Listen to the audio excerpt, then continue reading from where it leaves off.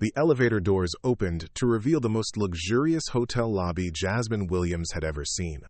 Crystal chandeliers cast dancing lights across marble floors, and the scent of fresh orchids filled the air. Her 3-year-old triplets, Zoe, Maya, and Jackson, pressed their faces against the glass walls, mesmerized by the fountain in the center of the atrium. Before we jump back in, tell us where you're tuning in from, and if this story touches you, make sure you're subscribed, because tomorrow I've saved something extra special for you. "Mommy, is this a castle?" Zoe whispered, her eyes wide with wonder. Jasmine smiled, adjusting her designer blazer as she approached the reception desk. She had every right to be here. After all, she owned the company that had just acquired this hotel chain in a $2.8 billion deal. But in 25 minutes, everything would change in ways she never could have imagined. What happened next would not only shock the hospitality industry, but would redefine what it meant to stand up for dignity in corporate America. Jasmine Williams had built her empire one strategic acquisition at a time.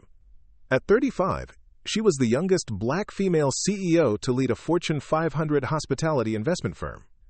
Williams Capital Holdings didn't just buy hotels. They transformed them into profitable, sustainable businesses that served communities while delivering exceptional returns to investors. Growing up in Detroit, Jasmine learned about hospitality from her grandmother, Ruby Williams, who ran a small bed and breakfast that catered to black travelers during the Jim Crow era. Ruby's establishment was more than just lodging. It was a sanctuary where families could rest without fear of humiliation or rejection. Those early lessons about dignity, service, and creating safe spaces would later become the foundation of Jasmine's business philosophy. "A hotel isn't just about rooms and room service," Ruby used to tell young Jasmine as they changed linens together. "It's about making people feel valued, respected, and welcome. You remember that, baby girl." Jasmine carried those words through her journey from a scholarship student at Northwestern University to Harvard Business School, where she was one of only 12 black women in her MBA class. While her classmates talked about disrupting industries, Jasmine focused on something deeper: building businesses that created genuine value for all stakeholders. Her first major success came at 28 when she identified undervalued hotel properties in emerging markets. Instead of the typical buy-and-flip strategy, Jasmine developed a model that invested in local communities, hired from neighborhood talent pools, and created partnerships with local businesses. The approach was unconventional, but it worked. Her properties consistently outperformed industry averages in both profitability and guest satisfaction. Williams Capital Holdings grew from managing 3 properties to overseeing a portfolio worth $8.2 billion. The company specialized in acquiring struggling hotel chains and turning them into industry leaders through what Jasmine called conscious hospitality, a business model that prioritized employee welfare, environmental sustainability, and community engagement alongside financial performance. The media loved her story.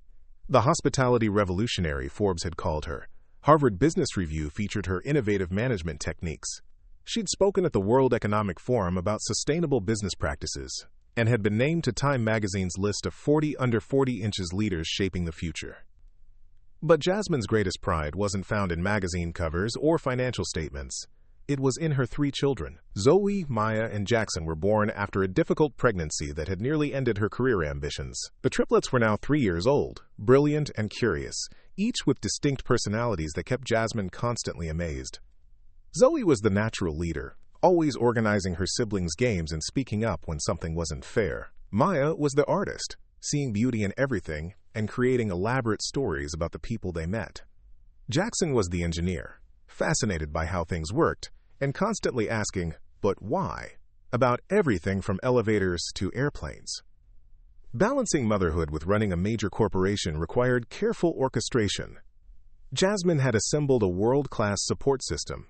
Her assistant coordinator managed her schedule with military precision, her nanny Elena had become like family, and her mother, Patricia, provided the kind of wisdom that only came from raising children while building a career in an era when few professional opportunities existed for black women. Today's visit to the Grand Meridian Chicago was supposed to be a celebration.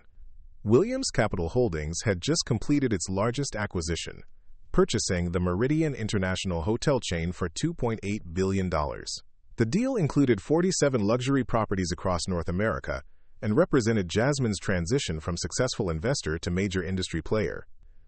The Grand Meridian Chicago was the crown jewel of the acquisition, a 40-story architectural masterpiece overlooking Lake Michigan. The property hosted Fortune 500 executives, international dignitaries, and celebrities. Its presidential suite had welcomed presidents, and its conference facilities regularly hosted billion-dollar merger negotiations.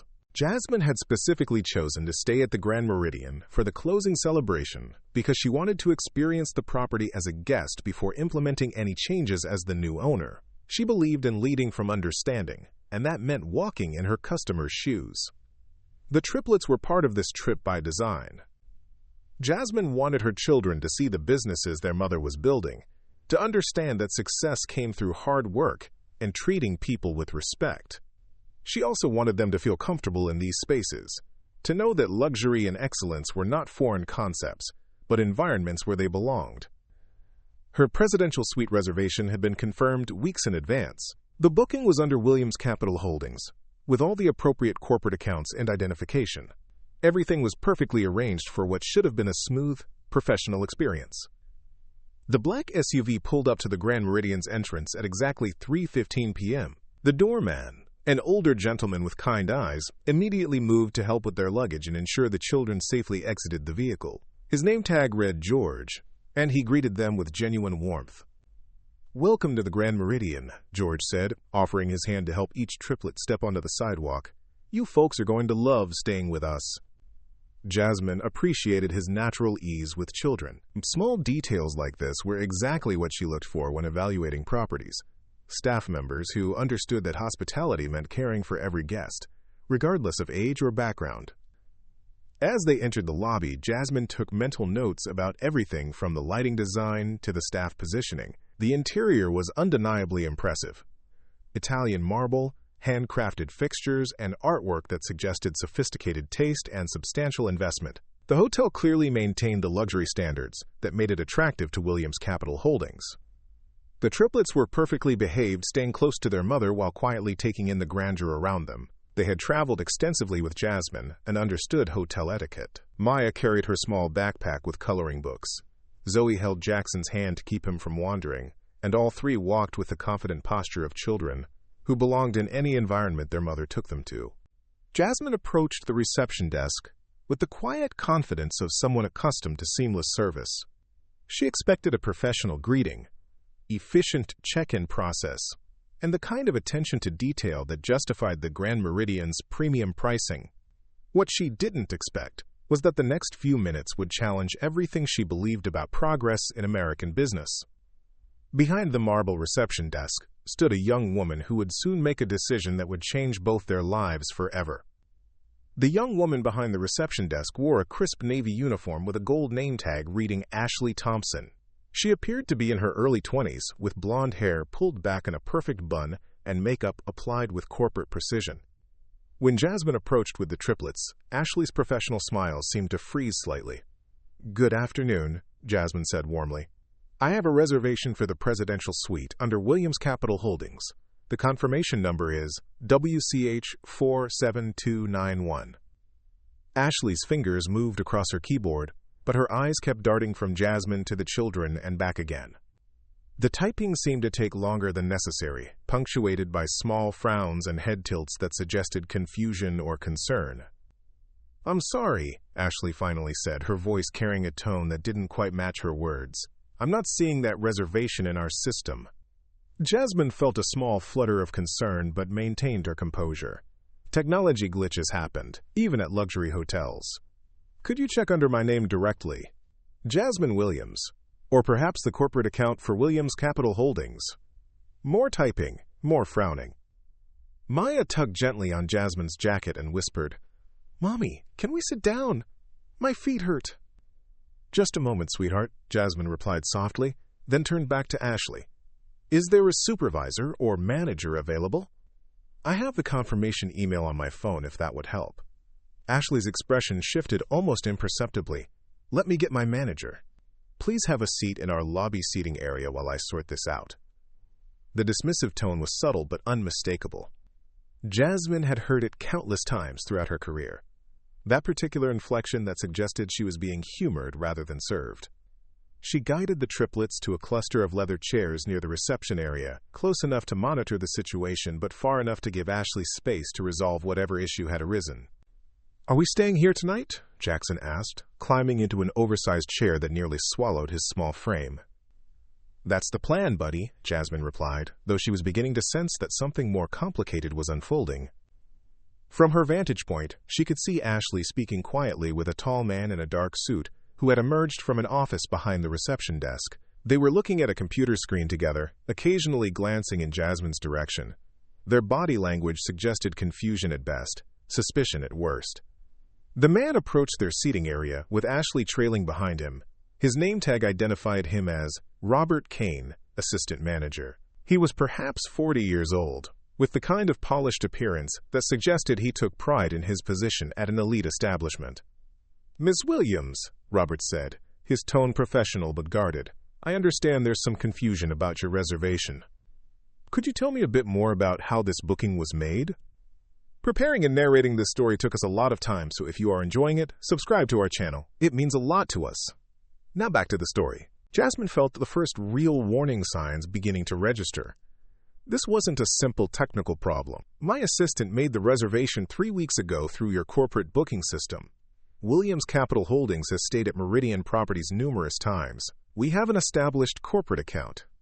"I see," Robert said, though his expression suggested he didn't see it all. "The difficulty we're having is that, while we do show some corporate accounts under similar names, none of them match exactly with what you're telling me.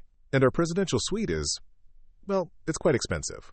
We want to make sure we have all the details correct before we proceed." The implication hung in the air like smoke.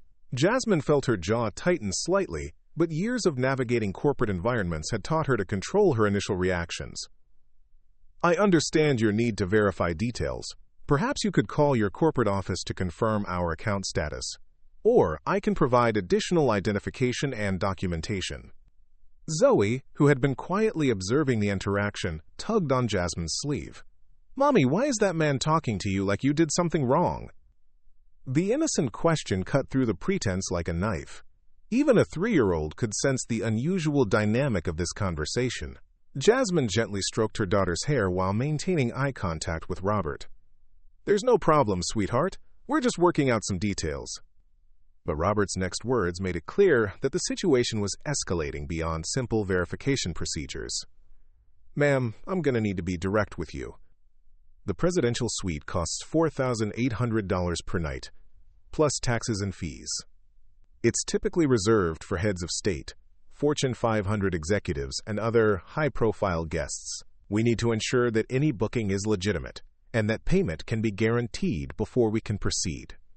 The pause before high-profile guests was deliberate. The implication was crystal clear. Robert Kane didn't believe that a young black woman with 3 small children belonged in the presidential suite of the Grand Meridian Chicago. Jasmine felt something cold settle in her stomach. This wasn't about reservation systems or booking procedures. This was about assumptions, prejudices, and the kind of subtle discrimination that successful black professionals encountered, even in supposedly progressive spaces. "Mr. Kane," she said, her voice remaining calm but carrying a new edge of steel, "I'm not sure what you're implying, but I can assure you that Williams Capital Holdings is fully capable of covering any expenses related to our stay. Would you like to see my identification? A corporate credit card? Perhaps you'd prefer to call our bank directly." Ashley had been watching this exchange with obvious discomfort, shifting her weight from foot to foot. Other guests in the lobby were beginning to notice the prolonged conversation, and a line was forming behind the reception desk as the check-in process ground to a halt. Robert glanced around, clearly aware that the situation was becoming visible to other patrons. "Ma'am, perhaps we could arrange alternative accommodations that might be more suitable for your family's needs. We have lovely standard suites available, and given the circumstances, I'd be happy to offer a discount to ensure your satisfaction." The offer was presented as a kindness, but Jasmine recognized it for what it was. An attempt to move her away from premium accommodations and into something Robert deemed more appropriate for someone who looked like her. Maya had begun coloring in her notebook, but Jackson was growing restless, asking questions about the fountain and wondering aloud when they could go to their room. The normal energy of 3-year-olds was becoming noticeable in the hushed luxury of the hotel lobby. "We understand that traveling with young children can be challenging," Robert continued, his voice taking on a patronizing tone that made Jasmine's hands clench slightly. "Perhaps a family-friendly hotel might better serve your needs. There are several excellent options nearby that specialize in accommodating families with small children." The suggestion that she should take her children elsewhere because they didn't fit the Grand Meridian's image was the final straw. Jasmine had encountered discrimination before, but never so blatantly in front of her children. Never in a business that she now, unknowingly to Robert Kane, actually owned. "Mr. Kane," Jasmine said, standing up slowly while keeping her voice level, "I need to make something very clear. I have a confirmed reservation for the presidential suite. My company has the financial means to cover any expenses. My children are well-behaved and accustomed to staying in luxury accommodations. What exactly is the problem here?" Quote. The question hung in the air, forcing Robert to either explain his real concerns or abandon his subtle approach. Around them, other guests were beginning to stare openly, sensing that something significant was unfolding. Robert's face flushed slightly as he realized he had been backed into a corner. His next words would reveal whether the Grand Meridian Chicago was the kind of establishment that Jasmine Williams wanted in her portfolio, or the kind that needed immediate dramatic change. Robert Kane's face had turned a deep shade of red as he struggled to find words that wouldn't explicitly reveal his discriminatory thinking. The lobby had grown uncomfortably quiet, with other guests pretending to read newspapers or check their phones while obviously listening to the unfolding drama. "Ma'am," Robert finally stammered, "I'm simply following our standard verification procedures for high-value reservations. Perhaps if you could provide additional documentation." "What kind of documentation?" Jasmine interrupted, her patience finally wearing thin.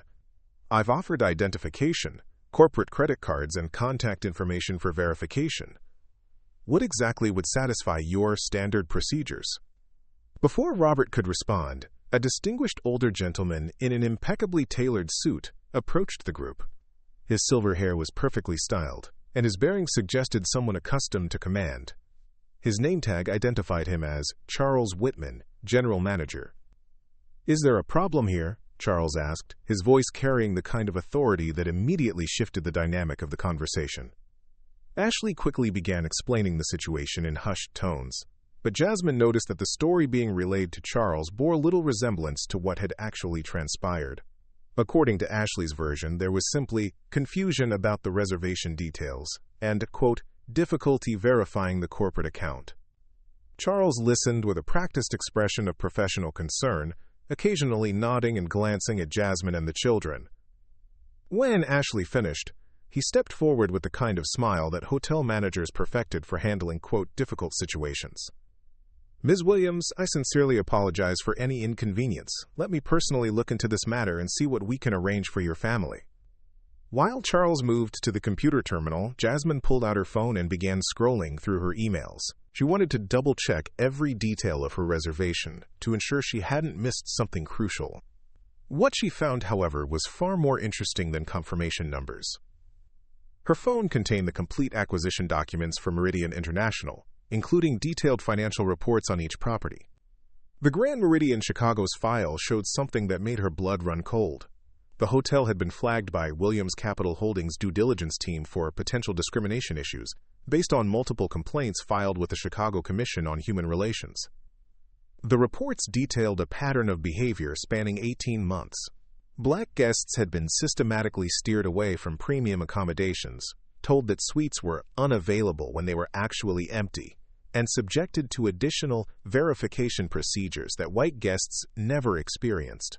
The complaints had been settled quietly by Meridian International's legal department, but the pattern was undeniable. Even more disturbing was a notation in the file indicating that Charles Whitman himself had been named in 3 separate discrimination complaints.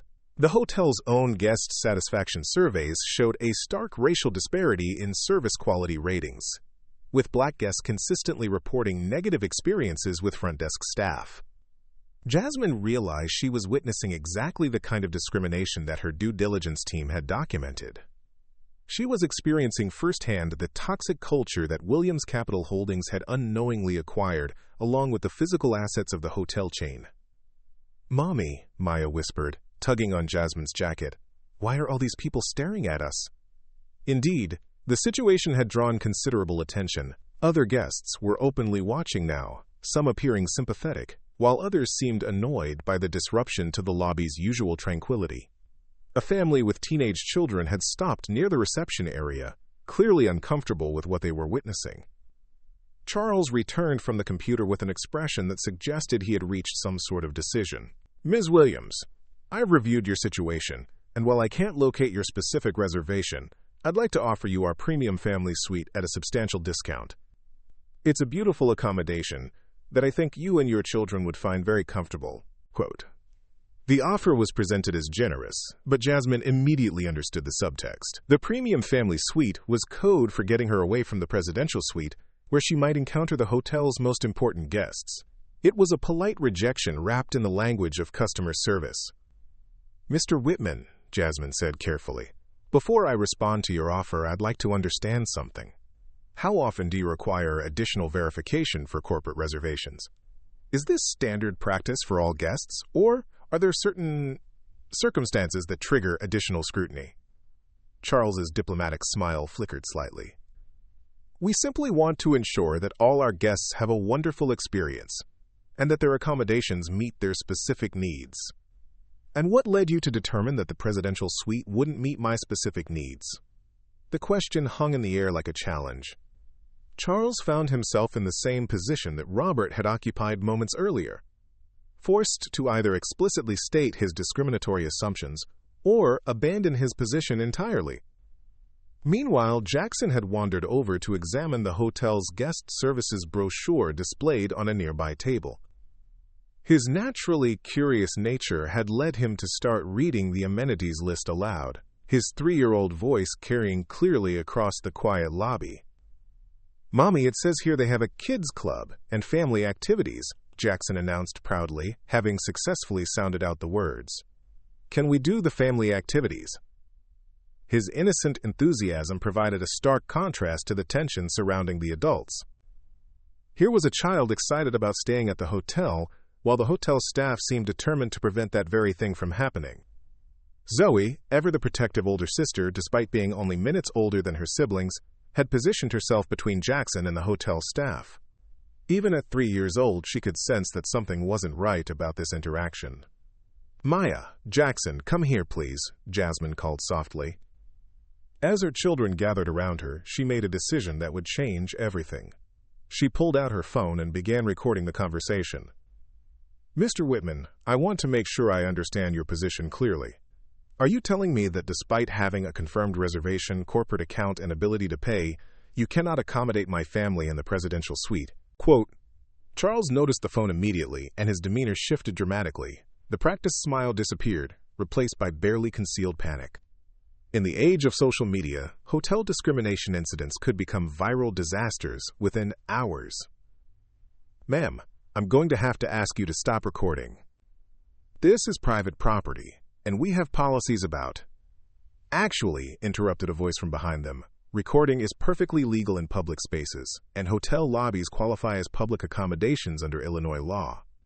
Everyone turned to see who had spoken. A woman in her 50s with graying hair and a no-nonsense expression had approached the group. She wore a simple business suit and carried a briefcase that suggested she was not a typical hotel guest. "I'm Sarah Martinez, attorney with the Chicago Commission on Human Relations," she continued, pulling out her identification.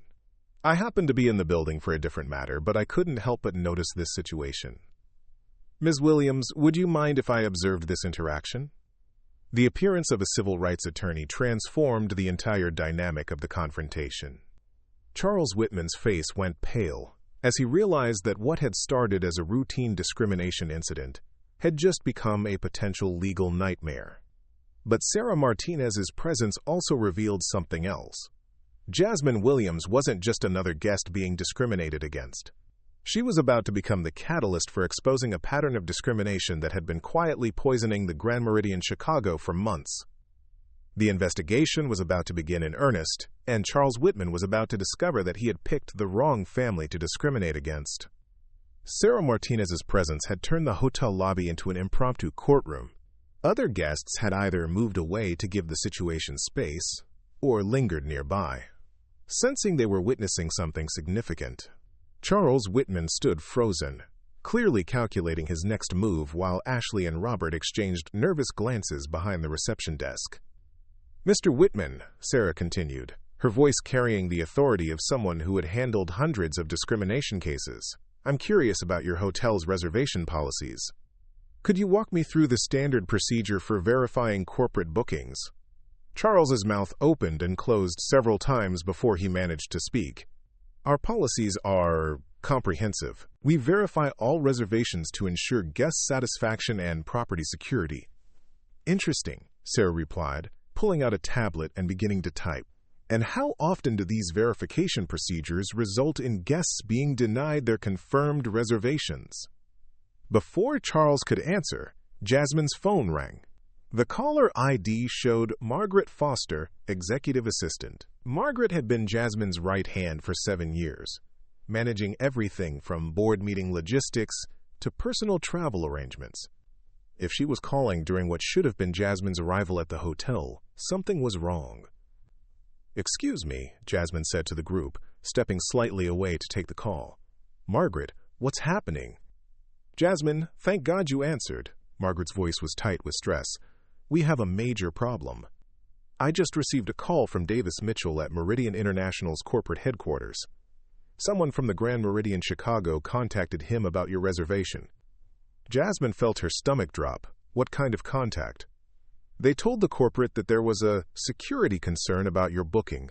They claimed that someone was attempting to use fraudulent corporate credentials to access premium accommodations. Davis called me directly because he recognized the Williams Capital Holdings name from the acquisition paperwork." The pieces began falling into place in Jasmine's mind. This wasn't just routine discrimination. Someone at the Grand Meridian had actively tried to sabotage her stay by contacting corporate headquarters with false information about fraudulent activity. "Margaret, did Davis say who from the hotel made this call?" "Yes, Charles Whitman. He apparently told corporate that the reservation looked suspicious and that they were concerned about potential credit card fraud. Davis was confused because he knew Williams Capital Holdings was the new owner, but Whitman insisted there was some kind of identity theft situation." Jasmine's eyes found Charles Whitman across the lobby. He was watching her phone conversation with obvious anxiety, unaware that his own actions were being revealed in real time. "Margaret, I need you to patch me through to Davis Mitchell immediately, and send me the complete file on discrimination complaints against this property. I'm going to need every detail." Quote. As Jasmine ended the call with Margaret, she noticed that Maya had been quietly listening to the adult conversation with the intense focus that 3-year-olds sometimes displayed. Maya tugged on her mother's jacket and whispered something that made Jasmine's blood boil. "Mommy, that man over there," Maya pointed discreetly toward Charles. "He was talking on his phone before he came over here. He kept looking at us while he talked." I thought he was being mean. The innocence of childhood observation had revealed something crucial. Charles Whitman hadn't simply stumbled into this situation. He had been orchestrating it from the beginning. While Ashley and Robert were executing discrimination at the front desk, Charles had been working behind the scenes to create a paper trail that would justify their actions. Jasmine's phone buzzed with an incoming call from Davis Mitchell at Meridian Corporate. She answered immediately, putting the call on speaker so Sarah Martinez could hear. "Ms. Williams, this is Davis Mitchell from Meridian International. I received a very concerning call from one of our properties about your reservation. I want to assure you that we take any allegations of fraudulent activity seriously, but I'm confused because Williams Capital Holdings is listed as our new parent company in our system." "Mr. Mitchell," Jasmine replied, her voice carrying a new edge of steel. "I'm standing in the lobby of the Grand Meridian Chicago right now with my 3 children, being denied accommodation despite having a confirmed reservation. Are you telling me that someone from this hotel contacted corporate headquarters to report fraudulent activity?" "Yes, we received a call about 90 minutes ago from Charles Whitman claiming that someone was attempting to impersonate a Williams Capital Holdings executive. He requested that we flag the reservation and deny any accommodations until the matter could be investigated." The lobby had grown deadly quiet. Other guests, hotel staff, and even Sarah Martinez were hanging on every word of the conversation. Charles Whitman's face had gone white as he realized his behind-the-scenes maneuvering was being exposed publicly.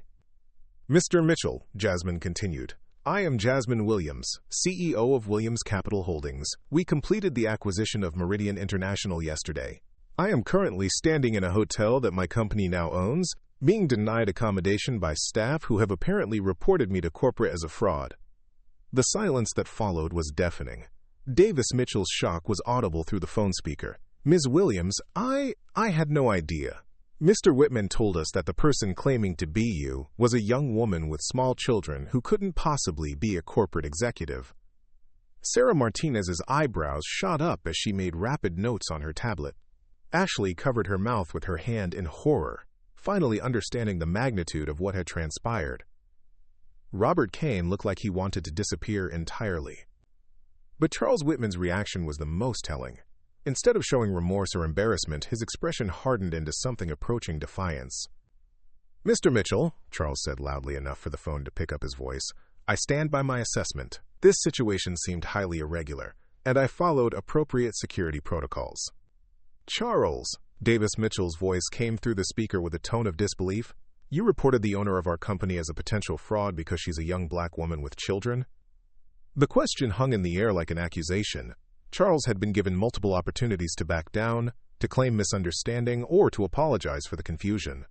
Instead, he had doubled down on his discriminatory assumptions. I made the judgment call that seemed appropriate given the circumstances, Charles replied, his voice taking on a defensive edge that revealed his true feelings. Zoe, who had been quietly observing the entire exchange, looked up at her mother with wide eyes. Mommy, does that man work for you now? The innocent question from a 3-year-old crystallized the entire situation. Charles Whitman had just publicly defended discriminating against his own company's owner while she stood in his lobby with her children. Sarah Martinez looked up from her tablet with an expression of professional satisfaction. Mr. Whitman, I want to make sure I understand your position. You contacted corporate headquarters to report fraudulent activity based solely on your assessment that Ms. Williams couldn't possibly be a legitimate corporate executive.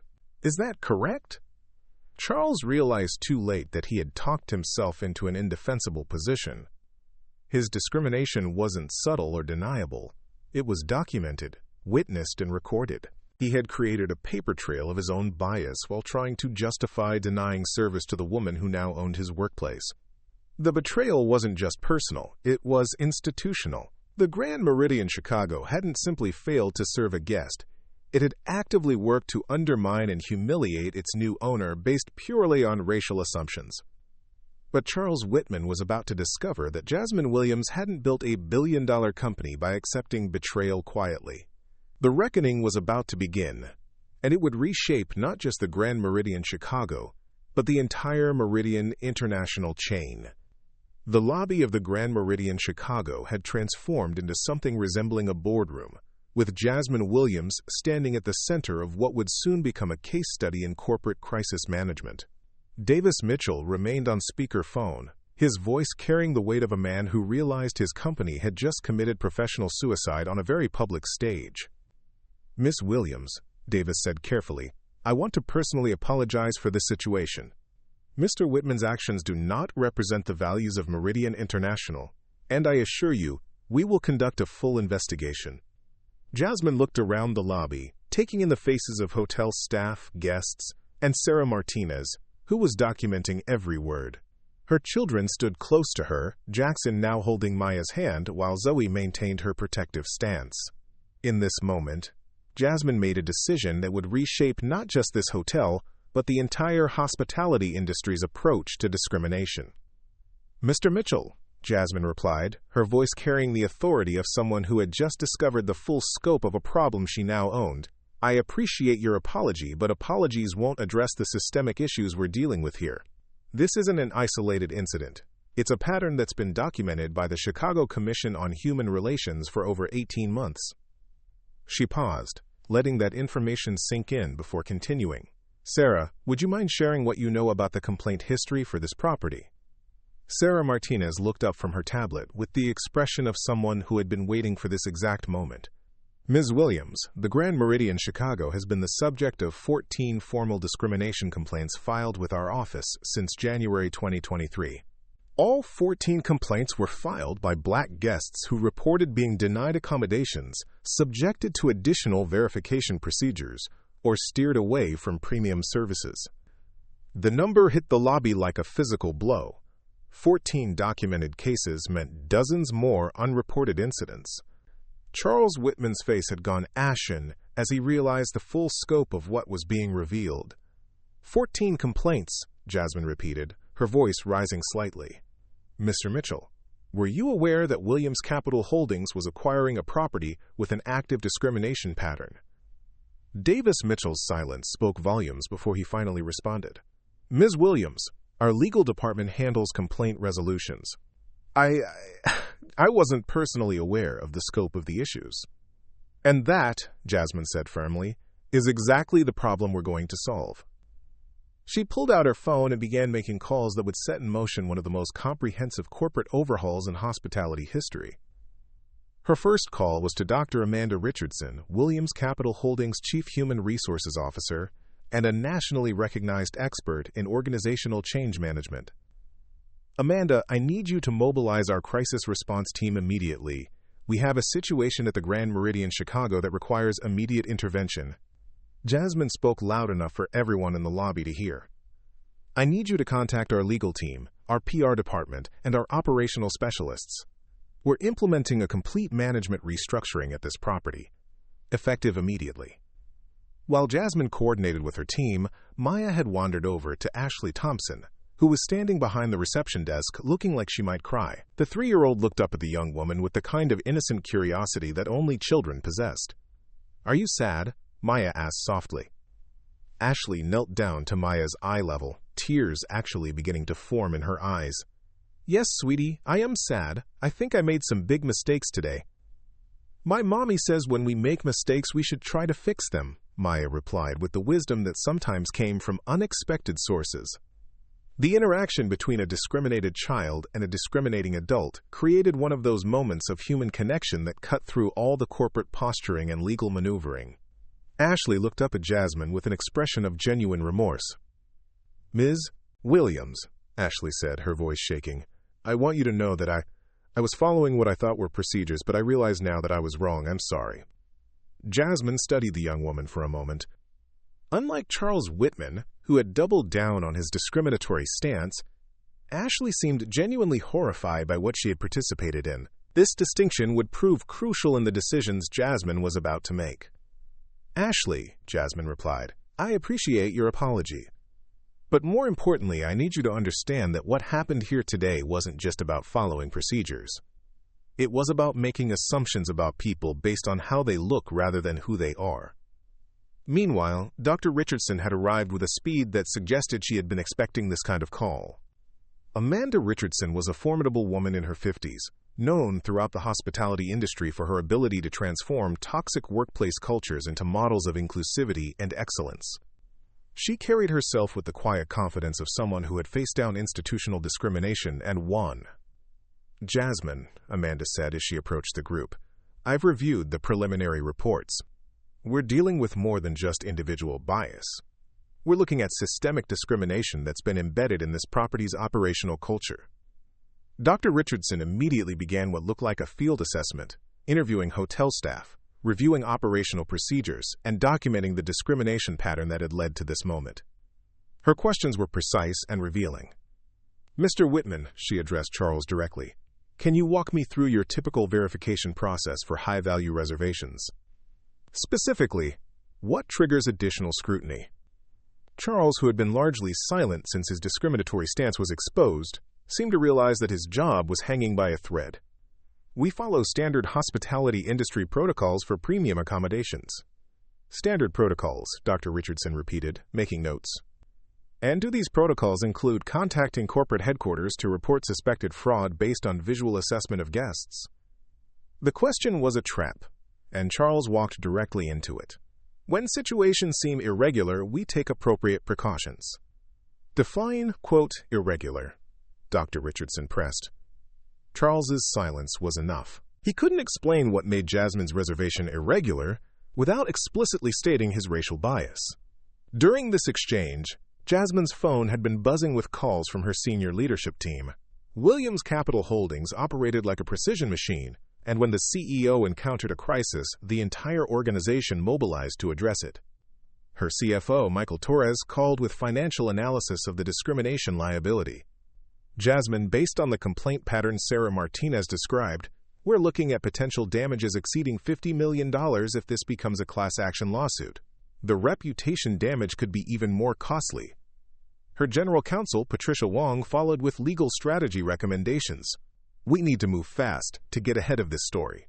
I recommend immediate suspension of the management team, implementation of emergency anti-discrimination protocols, and a public commitment to comprehensive reform. But it was the call from her head of public relations, James Bennett, that revealed the true scope of what was unfolding. Jasmine, this story is already spreading on social media. Someone in the lobby has been live tweeting the entire incident.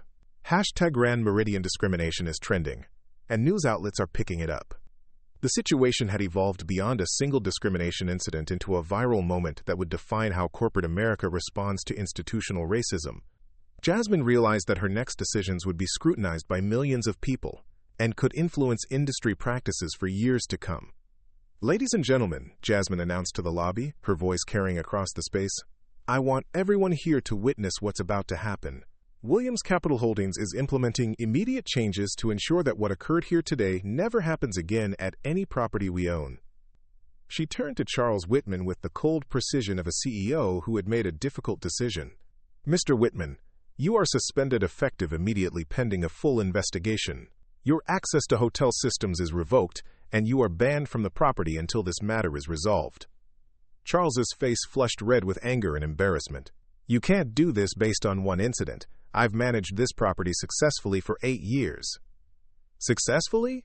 Jasmine's voice carried a dangerous edge. Mr. Whitman, 14 discrimination complaints in 18 months isn't success. It's systematic failure. And your decision to contact corporate headquarters with false fraud allegations while discriminating against your own company's owner isn't a mistake. It's a firing offense. Dr. Richardson stepped forward with a tablet displaying preliminary findings from her rapid assessment. Ms. Williams, I've identified at least 6 operational procedures at this property that create opportunities for discriminatory treatment. The verification protocols, room assignment algorithms, and customer service escalation procedures all contain subjective elements that have been used to justify differential treatment. Then we fix them, Jasmine replied firmly. All of them, today. She looked around the lobby at the faces of hotel staff, guests, and her children, who had been watching this entire corporate drama unfold, with the fascination that children brought to adult problems they didn't fully understand. Jackson, Maya, Zoe, she called to her triplets, come here for a moment. The 3 children approached their mother, and Jasmine knelt down to their eye level. Do you remember what Grandma Ruby used to say about making people feel welcome? The hotel should make everyone feel valued and respected, Zoe recited, having heard the family story many times. That's right, Jasmine said, standing back up and addressing the lobby, and that's exactly what we're going to build here. The counterattack was no longer just about addressing discrimination. It was about creating a new model for how hospitality companies could respond to institutional bias with transparency, accountability, and genuine change. But Charles Whitman wasn't finished fighting, and his next move would force Jasmine to make decisions that would reshape the entire Meridian International chain. Charles Whitman's suspension had created a vacuum of authority that was immediately filled by Dr. Amanda Richardson's crisis management team. Within an hour, the Grand Meridian's lobby had been transformed into a command center where corporate executives, civil rights attorneys, and hotel staff worked together to address what had become the hospitality industry's most visible discrimination crisis in decades. But Whitman wasn't going quietly. As Jasmine coordinated with her team near the reception desk, Charles retreated to a quiet corner of the lobby and began making phone calls of his own. His voice carried just enough for others to hear fragments of conversations that suggested he was mobilizing his own network of contacts and allies. This is complete overreach, Charles could be heard saying into his phone. 8 years of exemplary service, and they're destroying my career over one misunderstanding. Sarah Martinez, who had been observing from her position near the seating area, approached Jasmine with a look of concern. Ms. Williams, I think you should know that Mr. Whitman is contacting media outlets. I've seen this pattern before. When managers face discrimination charges, they sometimes try to control the narrative by claiming they're the real victims. Indeed, within minutes of Charles's phone calls, Jasmine's phone began buzzing with calls from reporters asking for comment on allegations of wrongful termination at the Grand Meridian Chicago. The speed with which the counter-narrative emerged suggested that Charles had prepared contingency plans for exactly this scenario. Dr. Richardson pulled Jasmine aside as hotel operations continued around them. "Jasmine, we need to discuss something important. My preliminary investigation has revealed that the discrimination issues at this property go beyond just Charles Whitman. We're looking at a systemic problem that involves multiple departments and possibly extends to other Meridian properties." She handed Jasmine a tablet displaying her findings. The room assignment system has been programmed with an algorithmic bias that systematically places black guests in lower floor rooms away from premium amenities. The concierge service has different protocols for different, quote, guest classifications that appear to be based on racial profiling. Even the housekeeping schedules show disparity in service frequency based on guest demographics. The scope of institutional discrimination was staggering. This wasn't just about front desk prejudice. It was about an entire operational system designed to provide differential service based on race. "How long has this been going on?" Jasmine asked, though she suspected she already knew the answer. "Based on the system logs, these protocols have been in place for at least 3 years. Someone deliberately programmed discrimination into the hotel's operational software." While Jasmine absorbed this information, Jackson had wandered over to examine the hotel's digital check-in kiosks. His 3-year-old fascination with technology had led him to start pressing buttons and exploring the interface. What he discovered, with the accidental brilliance that sometimes came from childish curiosity, would prove crucial. "Mommy," Jackson called excitedly, "this computer is asking funny questions." Jasmine approached the kiosk where Jackson had somehow navigated to an administrative screen that required management access. The display showed guest classification algorithms that explicitly used racial categories to determine room assignments, service priorities, and amenity access. "How did you get to this screen, buddy?" Jasmine asked, amazed. "I just pressed all the buttons like you showed me on your computer," Jackson replied proudly. "But some of the words are mean." Indeed, the administrative interface contained language that was shockingly explicit in its discriminatory intent. Guests were classified using coded language that was barely disguised racial profiling. Type A guests. Photos showed predominantly white families. Type B guests, mixed racial backgrounds. And Type C guests, predominantly black guests, with corresponding service-level assignments. Dr. Richardson immediately began photographing the screen while Sarah Martinez documented the discovery for her civil rights investigation. The kiosk interface provided smoking gun evidence of intentional, systematic discrimination that had been built into the hotel's operations at the software level. "This is criminal," Sarah said, her voice tight with controlled anger. "This isn't unconscious bias or poor training. This is deliberate, systematic racial discrimination programmed into computer systems." Meanwhile, Charles Whitman had noticed the commotion around the kiosk and approached the group. When he saw what was displayed on the screen, his face went through a series of expressions: surprise, panic, and finally, a kind of resigned defiance. "That system was inherited from previous management," Charles said quickly. "I didn't implement those classifications." "But you've been using them for 3 years," Dr. Richardson replied coldly. "And you never reported this to corporate headquarters, or attempted to change discriminatory protocols." "I followed the systems in place when I arrived," Charles responded, but his voice lacked conviction. Jasmine looked at Charles with a mixture of disgust and professional calculation. "Mr. Whitman, do you understand what you're admitting to? You're saying that you knew about systematic racial discrimination in your hotel's operations and chose to continue implementing it for 3 years." The confrontation was interrupted by the arrival of additional players who would reshape the final outcome of this crisis. Through the hotel's main entrance came a group of people whose presence immediately changed the dynamic of the situation. Leading the group was Vincent Morrison, CEO of Meridian International, who had flown in from the company's headquarters in Atlanta. Behind him were 2 additional executives, a team of corporate attorneys, and, most surprisingly, Detective Maria Santos from the Chicago Police Department's Financial Crimes Unit.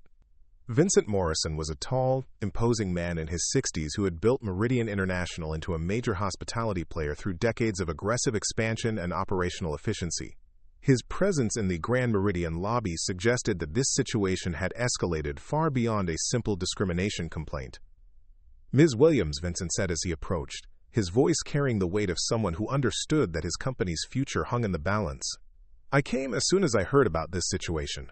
I want to personally apologize for the treatment you and your children have received." But Detective Santos stepped forward before Jasmine could respond.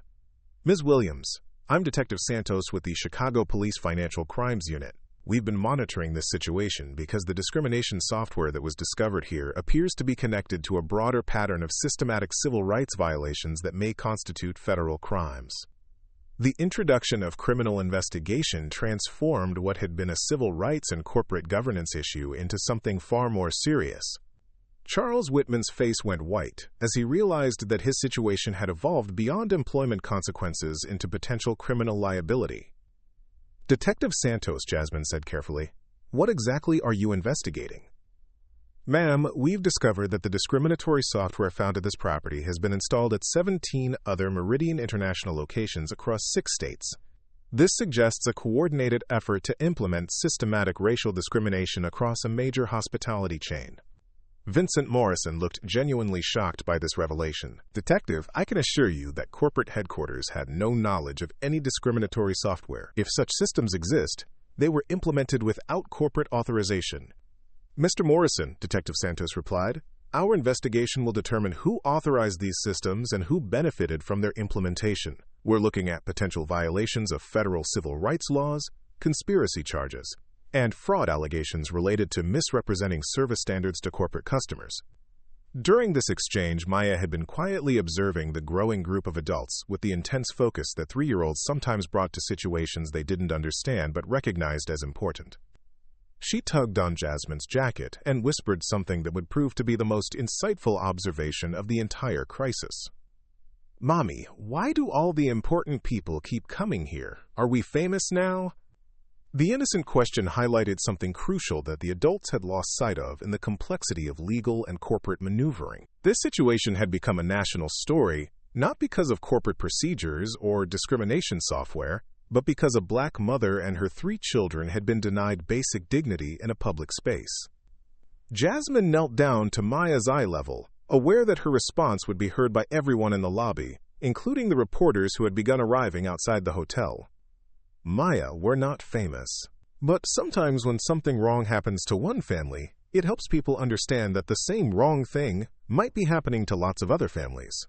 When we stand up for what's right, other people pay attention." "Are we helping other families?" Maya asked with the direct clarity that children brought to complex moral questions. "Yes, sweetheart, I think we are." Standing back up, Jasmine faced the assembled group of corporate executives, law enforcement officials, civil rights attorneys, and hotel staff.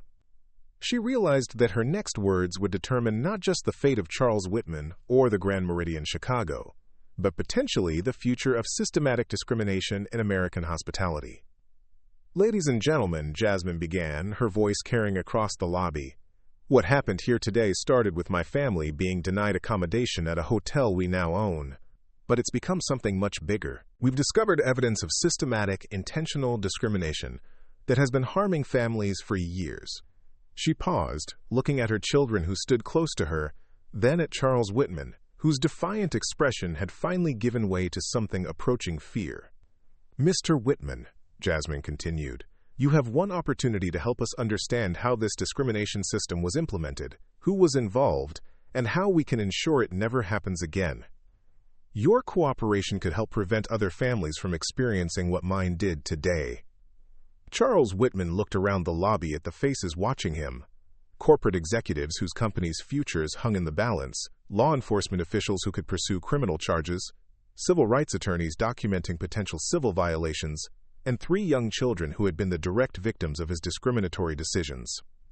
His next words would determine whether he would be remembered as someone who helped expose systematic discrimination or someone who continued to defend it even when faced with overwhelming evidence of its harm. The final confrontation was reaching its climax, and everyone in the Grand Meridian lobby was about to discover which side of history Charles Whitman would choose. Charles Whitman stood in the center of the Grand Meridian lobby, surrounded by the wreckage of his career and facing a choice that would define not only his future, but potentially the futures of countless hotel guests across the country. The weight of Detective Santos's criminal investigation, Vincent Morrison's corporate damage control, and Jasmine Williams's quiet authority created a pressure that seemed to compress the very air around him. For a long moment, Charles said nothing. His eyes moved from face to face. The corporate executives whose company he had potentially destroyed, the detective who could arrest him, the civil rights attorney building a case against everything he represented, and finally, the 3 children whose innocent presence had exposed the ugly reality of systematic discrimination. "I need immunity," Charles finally said, his voice barely above a whisper. Detective Santos exchanged glances with the corporate attorneys before responding.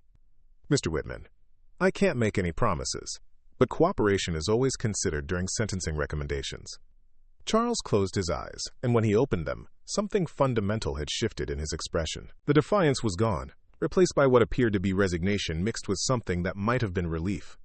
"The software wasn't my idea," he began slowly. "It was developed by a consulting firm called Sterling Hospitality Solutions. They approached Meridian International about 3 years ago with what they called guest optimization algorithms, designed to maximize revenue and minimize operational complaints." Vincent Morrison stepped forward, his face grave. "Charles, I've never heard of Sterling Hospitality Solutions. Who authorized this contract?" "Regional Vice President Marcus Webb," Charles replied. He told all the managers in the Midwest region that corporate had approved new efficiency protocols. The software promised to reduce guest complaints by 40% and increase premium room revenue by 25%. Dr. Richardson began typing rapidly on her tablet. "How exactly did this software reduce complaints?" Charles's answer sent a chill through everyone listening. "By automatically segregating guests who were statistically more likely to file complaints. The algorithm identified, quote, high-maintenance guests based on demographic data and directed them to standard accommodations while steering, quote, preferred guests toward premium services." Sarah Martinez looked up from her notes with barely controlled anger. "You're describing algorithmic redlining. This isn't guest optimization. It's systematic civil rights violations disguised as business efficiency." "I know that now," Charles said, his voice gaining strength as he continued his confession. "But at the time, we were told it was legal demographic analysis, similar to what airlines and other service industries use for customer segmentation." Detective Santos pulled out her phone and began coordinating with what sounded like federal investigators. The implications of Charles's revelation were staggering. If Sterling Hospitality Solutions had sold discriminatory software to multiple hotel chains, they were looking at a conspiracy that could affect thousands of properties nationwide. Meanwhile, Jackson had grown tired of the adult conversation and wandered over to examine the hotel's elaborate fountain. His 3-year-old attention span had reached its limit, and he began asking Maya about the fish he thought he saw swimming in the water. Their normal childhood behavior provided a stark reminder of what this entire crisis was really about, ensuring that children like them could grow up in a world where their skin color didn't determine how they were treated in public spaces. Vincent Morrison pulled Jasmine aside for a private conversation. "Ms. Williams, I want you to know that if what Charles is saying is true, Meridian International was victimized by this software company just as much as your guests were. We were deceived into implementing discriminatory systems under the guise of legitimate business optimization." Jasmine studied the older man's face, weighing his sincerity against the magnitude of what had been revealed. "Mr. Morrison, 17 properties implemented this software. Are you telling me that not one person in your organization questioned algorithms that produced racially disparate outcomes? I'm telling you that we trusted a consulting firm with credentials and references that appeared legitimate. Sterling Hospitality Solutions presented themselves as experts in hospitality analytics, and their proposals promised measurable improvements in operational efficiency." "Efficiency achieved by discriminating against black guests," Jasmine replied coldly. "Ms. Williams, I understand your anger, and it's completely justified. What I'm asking for is an opportunity to make this right." Before Jasmine could respond, Dr. Richardson approached with information that would reshape everyone's understanding of the crisis. "Jasmine, I've been researching Sterling Hospitality Solutions. The company doesn't exist anymore. They dissolved their corporate structure 6 months ago, right after the Chicago Commission on Human Relations began investigating discrimination patterns at multiple hotel chains." Detective Santos overheard this information and immediately began coordinating with federal authorities. This suggests the consulting firm knew their software was illegal and dissolved their company to avoid prosecution. We're now looking at a criminal conspiracy that spans multiple states and potentially multiple industries. Sarah Martinez added another disturbing detail. I've been contacted by civil rights attorneys from 4 other cities. Similar discrimination patterns have been identified at hotel chains in Detroit, Memphis, Atlanta, and Phoenix. Sterling Hospitality Solutions appears to have sold discriminatory software to dozens of companies across the hospitality and retail sectors. Quote, the scope of the conspiracy was becoming clear. Sterling Hospitality Solutions had systematically sold algorithmic discrimination tools to companies nationwide, disguising civil rights violations as legitimate business analytics. Charles Whitman and the other hotel managers were not the architects of this system, but they had been willing participants in its implementation. Jasmine realized that her family's experience at the Grand Meridian Chicago had accidentally exposed one of the largest systematic discrimination schemes in American business history. What started as a simple hotel reservation had become the catalyst for a federal investigation that could reshape how companies used demographic data in customer service decisions. Mr. Morrison, Jasmine said after a long pause, Meridian International has a choice to make. You could spend the next 5 years fighting lawsuits and trying to minimize damage, or you can lead the industry in creating new standards for algorithmic fairness and guest services. What are you proposing? Complete transparency, immediate implementation of anti-discrimination protocols at every Meridian property, financial compensation for every guest who can demonstrate they were affected by these discriminatory algorithms, and partnership with civil rights organizations to develop industry standards that prevent this from ever happening again.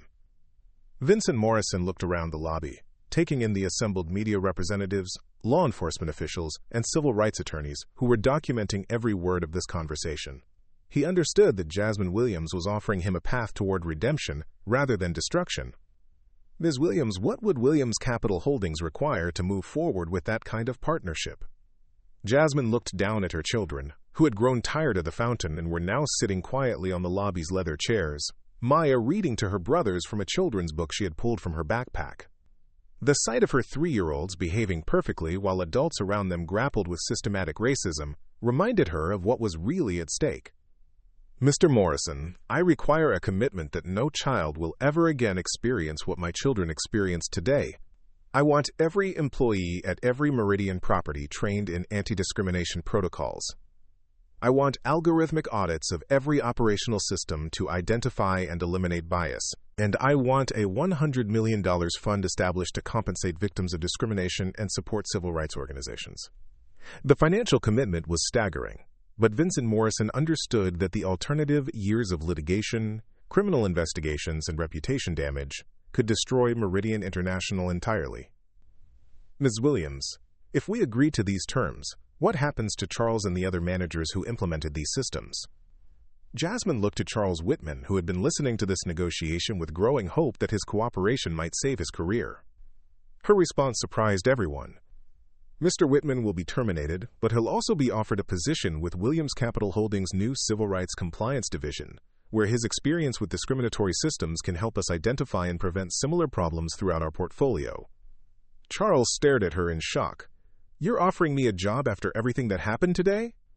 I'm offering you a chance to spend the rest of your career ensuring that what happened to my family today never happens to anyone else's family.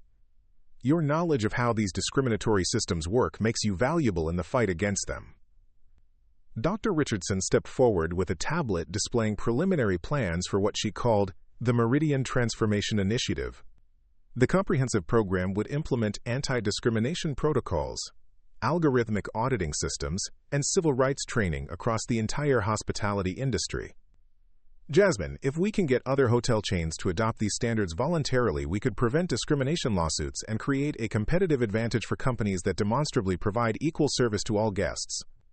Detective Santos had been coordinating with federal investigators throughout this conversation. She approached the group with an update that would determine the legal consequences of the Sterling Hospitality Solutions conspiracy. Ms. Williams, the FBI is launching a federal investigation into Sterling Hospitality Solutions and their clients. We've identified discriminatory software installations at over 200 properties across 23 states. Your cooperation today has provided crucial evidence for what may become the largest civil rights prosecution in hospitality industry history. The magnitude of what Jasmine's family had uncovered was staggering. Their denied hotel reservation had become the thread that, when pulled, unraveled a nationwide conspiracy to implement systematic discrimination through algorithmic bias. As evening approached, the Grand Meridian lobby had transformed from a luxury hotel reception area into a command center for civil rights enforcement and corporate reform. Media representatives documented the unprecedented cooperation between a discrimination victim, law enforcement, and the companies that had implemented discriminatory systems. But perhaps the most powerful moment came when Maya Williams approached Vincent Morrison with a question that cut through all the corporate complexity and legal maneuvering. "Mister," Maya said, tugging on Vincent's jacket, "are you going to make sure all the hotels are nice to everyone now?"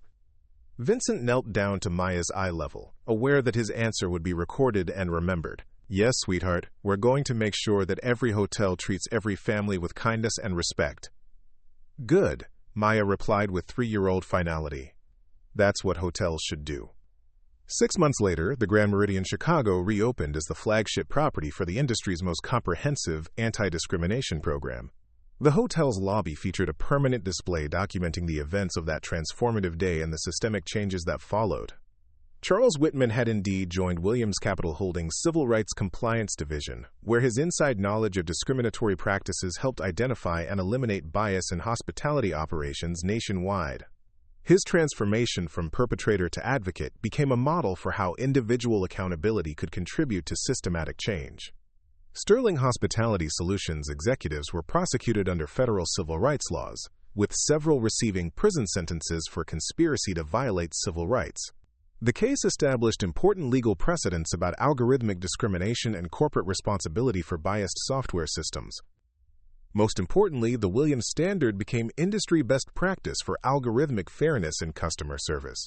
Hotels, retailers, and service companies nationwide adopted protocols designed to ensure that automated systems could not implement discriminatory treatment based on demographic characteristics. Jasmine Williams continued to build Williams Capital Holdings into one of the most successful and ethical hospitality companies in the world. But she often said that her greatest achievement wasn't financial. It was knowing that Zoe, Maya, and Jackson could travel anywhere in America and expect to be treated with dignity and respect. The triplets, now attending elementary school, occasionally asked their mother about the day we helped change all the hotels. Jasmine would tell them that standing up for what's right, even when it's difficult, is how we make the world better for everyone. And in luxury hotels across America, families of all backgrounds now enjoy equal access to premium accommodations, thanks to 3 children who simply wanted to stay in a nice room with their mother, and a mother who refused to accept anything less than justice. The Grand Meridian Chicago still operates today, but it's no longer just a luxury hotel. It's a symbol of what's possible when discrimination is met not with resignation, but with the determination to create systematic change that benefits everyone. In the end, Jasmine Williams didn't just get her presidential suite. She got something far more valuable. A world where her children would never have to fight the same battles she had fought, because those battles had finally been won. Up next, you've got 2 more standout stories right on your screen. If this one hits the mark, you won't want to pass these up. Just click and check them out. And don't forget to subscribe and turn on the notification bell so you don't miss any upload from us.